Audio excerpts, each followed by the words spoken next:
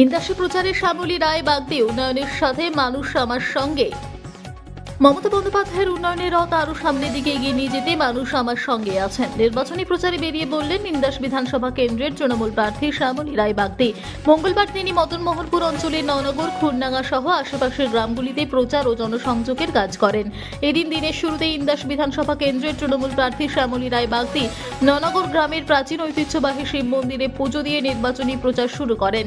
পরে খুরডাঙ্গা গ্রামের দুর্গা মন্দিরেও পুজো দেন তিনি।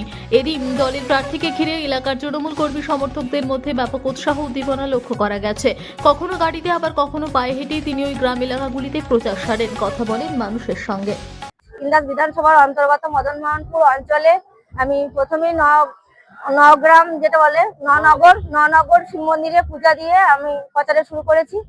কারণ আমরা বাংলার রীতিনীতি ঐতিহ্য মেনেই চলি, তাই প্রথমেই আমি শিব মন্দিরে বাবা শিবের চরণে প্রণাম জানিয়ে আমি প্রচারে বেরিয়েছি। তারপর আমরা খুরডাঙ্গার যে বাজার আছে সেই বাজারে প্রচার শুরু করেছি।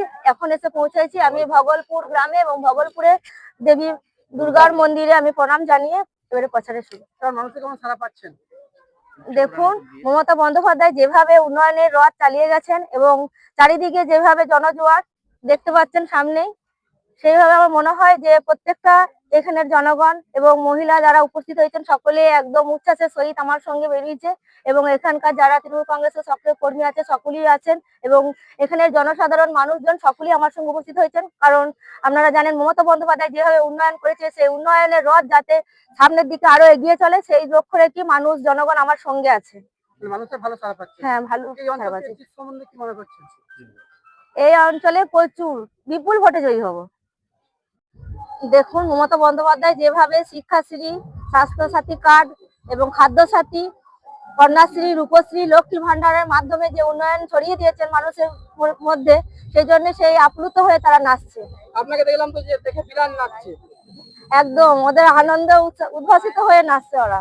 কারণ দিদির এই যে জনজোয়ার, দিদির খাদ্যসাথীর জন্য নাচছে ওরা, দিদি লক্ষ্মী ভান্ডারের জন্য নাচছে, যাতে দিদি লক্ষ্মী ভান্ডার বহাল থাকে সেই জন্যই ওরা নাচছে আনন্দেতে।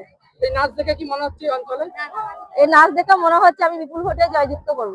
মানে যে আপনি যখন জিত তখন আপনাকে দেখে নাচছে। এই নাচ কত আনন্দ, আপনি নিজে কত আনন্দিত?